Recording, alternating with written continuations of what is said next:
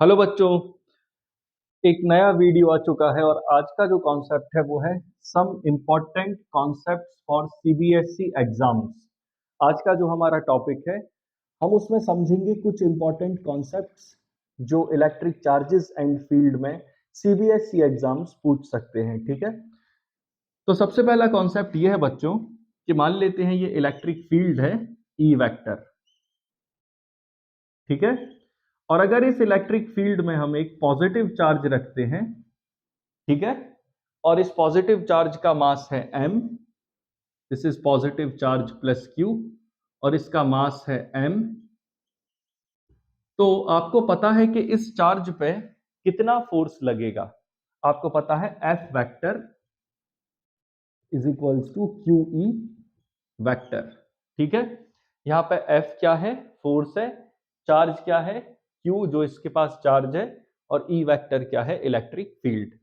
और न्यूटन्स का second law कहता है कि F vector is equals to क्या होता है, एम ए वेक्टर। यहां पे m क्या है, मास ऑफ चार्ज पार्टिकल। ठीक है, तो अगर ये चार्ज पार्टिकल की इनिशियल वेलोसिटी u कितनी है, जीरो है, u कितनी है, जीरो, और जैसे ही इस पर फोर्स लगेगा तो इसमें एक एक्सिलरेशन प्रोड्यूस होगा, और वो एक्सिलरेशन कितना होगा, वो कैसे कैलकुलेट करेंगे। आपको पता है कि F vector is equals to Q E vector है, और F वेक्टर बराबर एम ए भी है, तो M A vector is equals to क्या लिख सकते हैं, क्यू ई वेक्टर। तो एक्सिलरेशन होगा Q E vector divided by M. This is the acceleration on the electron. ठीक है, वैसे ही अगर कोई पूछता है कि इस चार्ज को अगर हम देखें, तो अगर जब starting time t is equals to zero है, ठीक है, और टाइम t के बाद, time t is equals to t के बाद इसने कितना डिस्टेंस ट्रेवल किया होगा। ठीक है, तो हम कौन सा फॉर्मूला यूज करेंगे, s is equals to U T plus half A T square. ठीक है, u कितना है, जीरो, तो s is equals to 1/2 A T square. तो s is equals to 1/2, a की जगह क्या रख देंगे, Q E upon m into T square. अगर आपको फॉर्मूले में इतना टाइम दिया है, 0 से 5 सेकंड में कितना डिस्टेंस ट्रेवल किया है, मास दिया है, चार्ज दिया है, ई दी है, तो आप क्या निकाल सकते हैं, डिस्टेंस फाइंड आउट कर सकते हैं। और अगर आपको डिस्टेंस दिया हुआ है और कोई टाइम पूछ लेता है तो कैसे निकालेंगे फिर, ये 2m को यहां लेके आएंगे, तो 2 multiplied s multiplied m upon ये क्यू ई है, यहां आ जाएगा Q E is equals to T square. ठीक है, तो यहां square root 2s m upon Q E is equals to क्या आ जाएगा, टाइम। मतलब अगर कोई चार्ज रेस्ट पे था, ठीक है ना, और अगर वो रेस्ट पे था और टी टाइम के बाद उसकी वेलोसिटी या डिस्टेंस कितना चला उसने, तो इतना डिस्टेंस चला, उसको इतना डिस्टेंस चलने में टाइम कितना लगा, तो ये टाइम लगा। ठीक है ना, ये फॉर्मूले हैं सब। और अगर कोई पूछ लेता है कि टी टाइम के बाद उसकी फाइनल वेलोसिटी कितनी होगी, तो आपको पता है कौन सा फॉर्मूला यूज करना है, v is equals to U plus A T. v कितना है बच्चों, पता लगाना है, u कितना है, जीरो, a इंटू टी। यहाँ पे t आपको पता रहेगा कि t टाइम के बाद उसकी वेलोसिटी क्या है, तो आप v is equals to a का फॉर्मूला क्या रख देंगे, Q E by M, Q E upon m into T. This is very important. ठीक है, अब बच्चों चलते हैं सेकंड कॉन्सेप्ट पे। सेकंड कॉन्सेप्ट में हम देखेंगे कि अगर मान लेते हैं दो प्लेट्स हैं हमारे पास, और दोनों प्लेट की लेंथ है L, ठीक है, और एक प्लेट को दिया गया है पॉजिटिव चार्ज, जो डाउन प्लेट है ये this is positively charge, and जो अपर प्लेट है दिस इज नेगेटिवली चार्ज, और इलेक्ट्रिक फील्ड गई है ऊपर की तरफ, दैट इज ई वेक्टर। ठीक है,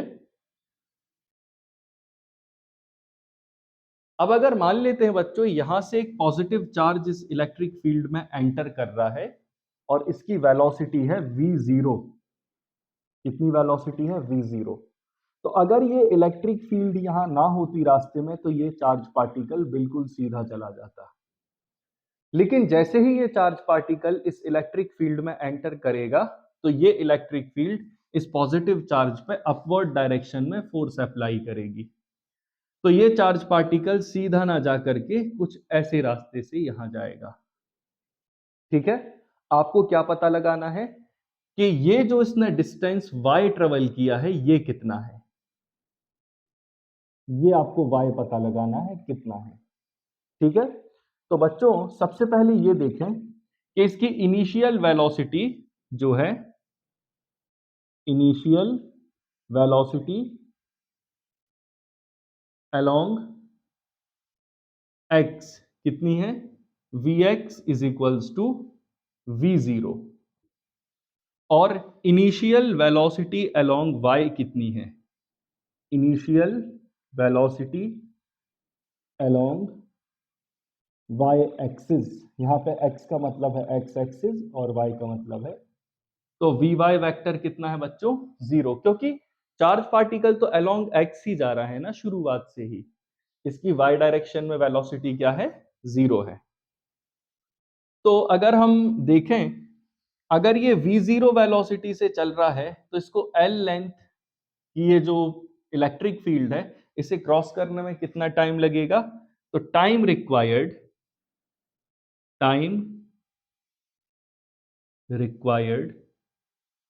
तो वो कैसे निकालेंगे? v0 velocity is equals to distance या डिस्प्लेसमेंट अपॉन टाइम, तो time is equals to x upon v0। ठीक है, अब यहां से हमें क्या कैलकुलेट करना है? y। तो displacement along y is equals to क्या होगा? u by T plus 1/2 a by T square. ठीक है, अब ये डिस्प्लेसमेंट अलोंग y कैसे निकालेंगे? S Y is equals to, बच्चों वेलोसिटी, इनिशियल वेलोसिटी जो y एक्सिस में है वो कितनी है? 0 है। कितनी है? 0। एक्चुअल में इनको ux और uy से रिप्रेजेंट कर देना चाहिए। इनिशियल वेलोसिटीज हैं तो ux और uy से, तो ये uy कितना हो गया? 0 multiply t plus 1/2। Acceleration along y कितना होगा? देखो चार्ज पार्टिकल पे फोर्स कितना लगेगा? QE इज इक्वल्स टू आप लिखोगे m a acceleration along y, QE upon m is equals to acceleration along y। तो ये आ जाएगा QE by m into time कितना लगेगा? x अपॉन v0 का whole square, x upon v0 का स्क्वायर। तो S Y that is equals to y is equals to 1/2 into Q E by M into X upon v0 का square. So this is the displacement along y। इस electric field के कारण ये जो y distance थोड़ा सा displace हो गया ना ऊपर, वो कितना है? उसका formula Q E X square upon 2m into v0 square बराबर y। Q E X square upon 2m into v0 square is equals to ये डिस्प्लेसमेंट आ जाएगा y, ये इसका फॉर्मूला है। ठीक है, अब अगर आपसे कोई पूछता है कि ये कितना एंगल डिफ्लेक्ट हुआ, थीटा फाइंड आउट करना है। क्या फाइंड आउट करना है बच्चों? थीटा। तो बस अब हम निकालने की कोशिश करेंगे कि ये थीटा कितना है। तो चलो शुरू करते हैं बच्चों, ये थीटा फाइंड आउट करते हैं। ठीक है, तो थीटा निकालने के लिए देखो बच्चों, यहां पे इलेक्ट्रॉन के पास, सॉरी ये प्रोटॉन के पास दो वेलोसिटीज होंगी, एक वेलोसिटी अलोंग x होगी और एक दूसरी होगी वेलोसिटी अलोंग y। इसको अगर हम आगे की तरफ बढ़ा देते हैं तो यहाँ पे आ जाएगी वेलोसिटी अलोंग y। तो ये परपेंडिकुलर बन जाएगा ये बेस, तो tan theta is equals to हम क्या लिख सकते हैं, V Y upon V X. ठीक है ना। अब यहां पे आप देखें ये वेलोसिटी अलोंग वाई और वेलोसिटी अलोंग एक्स। देखो बच्चों, इस प्रोटॉन पे पूरे रास्ते भर एक्स एक्सिस में तो कोई फोर्स लगेगा नहीं, तो इसकी जो velocity, final velocity along x रहेगी वो v जीरो के बराबर ही रहेगी, क्योंकि ux कितना है, v जीरो है, uy कितना है, जीरो है, क्योंकि शुरुआत में इस प्रोटॉन को तो y डायरेक्शन में कोई वेलोसिटी दी ही नहीं है, तो uy कितना है, जीरो के बराबर है। हमें vy फाइंड आउट करना है। ठीक है बच्चों, क्या फाइंड आउट करना है, vy, क्योंकि vx किसके बराबर है, v जीरो के बराबर। तो vy is equals to uy plus ayt। तो vy is equals to uy zero plus ay की जगह रखा qe upon m into T. अब टाइम कितना लगेगा आपको पता है, time t is equals to velocity is equals to होता है v zero is equals to distance l upon time t। तो time is equals to l upon v zero. So vy is equals to qe upon m multiplied t की जगह लिख देंगे l upon v zero. तो velocity along y कितनी आ गई, QE L upon M V zero. ठीक है, इसको आप यहां सब्सटीट्यूट कर दें, यहां वी वाई की जगह आपका कितना आ गया, QE L upon M V zero. तो सॉरी, इसको यहां सब्सटीट्यूट करें तो tan theta is equals to आएगा वी वाई कितना आया, QE L upon M V zero upon V X कितना है, वी जीरो, तो मल्टीप्लाइड में वी जीरो। तो टेंजेंट थीटा और tan theta is equals to QE L upon M V zero square. QE L upon M V zero square बहुत छोटा हो गया ये, तो यहां लिख देते हैं tan theta is equals to QE L upon M V zero square. तो थीटा बराबर कितना आ जाएगा, tan inverse QE L upon M V zero square.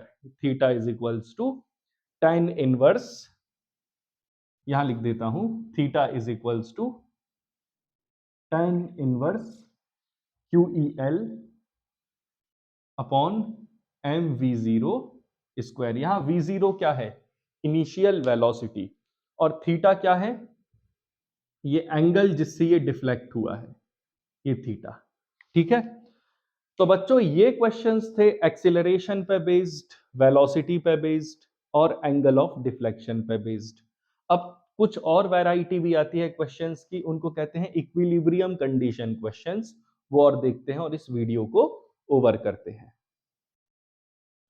तो क्वेश्चंस इस टाइप के रहेंगे कि मान लेते हैं यहां एक पॉजिटिव प्लेट है जिस पर पॉजिटिव चार्ज दिया गया है, और यहाँ एक नेगेटिवली चार्ज प्लेट है, और यहाँ एक पॉजिटिव चार्ज इन दोनों प्लेट्स के बीच में है। ठीक है, इन दोनों प्लेट के बीच का डिस्टेंस है d। ठीक है, अब आपसे कोई कहता है कि इस प्लेट, दोनों प्लेट के बीच में इलेक्ट्रिक फील्ड कितनी लगाई जाए कि ये चार्ज स्टेबल हो जाए या इक्विलिब्रियम कंडीशन में हो, मतलब ना तो ये चार्ज ऊपर जाए ना ही ये चार्ज नीचे आए। तो बच्चों सबसे पहले तो ये समझो कि इस कंडीशन में इलेक्ट्रिक फील्ड की डायरेक्शन है अपवर्ड, पॉजिटिव से प्लेट से नेगेटिव प्लेट की तरफ। ठीक है, ये इस चार्ज पे जो फोर्स लगेगा पॉजिटिव चार्ज पे, वो लगेगा सबसे पहले because of electric field upward direction में फोर्स QE वेक्टर। यहां पे Q क्या है, पॉजिटिव चार्ज जो इसके पास है। मान लेते हैं इसका मास है m और चार्ज कितना है Q, तो इसका वेट कहां लगेगा बच्चों, नीचे की तरफ mg। अगर ये स्टेबल कंडीशन है, अगर ये इक्विलिब्रियम कंडीशन है, तो mg इज इक्वल्स टू क्या होना चाहिए बच्चों, QE। तो mg divided by Q is equals to क्या आ जाएगा, capital E. This is very important, ये बहुत इंपॉर्टेंट है, ठीक है ना। ये सीबीएसई में आए हुए क्वेश्चन है, मैंने जितने भी डेरिवेशन इस वीडियो में कराए हैं, छोटे छोटे से फॉर्मूले बनवाए हैं, वो सभी आ चुके हैं, ठीक है। सो this is the required electric field. अगर आपसे कोई कहता है कि इन दोनों प्लेट्स के बीच में कितना पोटेंशियल डिफरेंस होना चाहिए कि ये जो चार्ज है ये बैलेंस हो, आपसे क्या पूछा गया है कि इन दोनों प्लेट्स के बीच में पोटेंशियल डिफरेंस कितना होना चाहिए, तो आपको एक फॉर्मूला याद रखना है, electric field E is equals to V upon D. ये फॉर्मूला क्या है बच्चों, इन दोनों प्लेट्स के बीच की इलेक्ट्रिक फील्ड काय पे डिपेंड कर रही है, इन दोनों प्लेट के बीच के डिस्टेंस पे और इन दोनों प्लेट के बीच के पोटेंशियल डिफरेंस पे। E is equals to V upon D होता है, ठीक है ना।